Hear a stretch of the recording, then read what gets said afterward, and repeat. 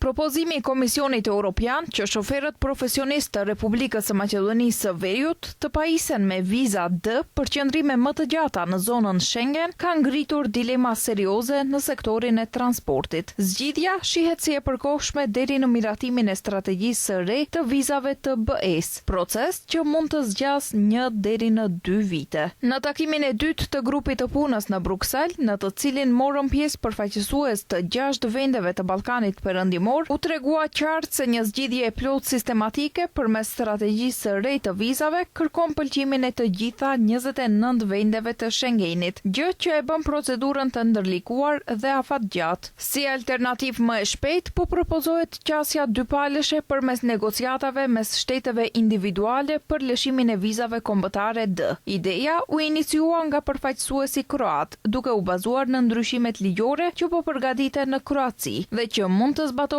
edhe në vende të tjera. Ndërkohë, gjatë vizitës në Shkup të Komisionerit për çështjet e brendshme dhe migracionin, Magnus Brunner, u paralajmërua intensifikimi i bisedimeve me disa shtete anëtare, përfshirë Greqinë, Bullgarinë, Hungarinë, Sloveninë, Rumaninë, Gjermaninë dhe Austrinë, ndërsa Zvicra tashmë është përfshirë. Synimi është që në vendet që lëshojnë viza D të mos numërohen ditët e qëndrimit të shoferëve, ndërsa kufizimet të mbeten vetëm aty ku nuk ka marrëveshje. Sipas shoqatave të transportit, kjo është zgjidhja e vetme afatshkurtër për problemin e qëndrimit në Schengen, sidomos pas kontrolleve të shtuara nga disa shtete anëtare.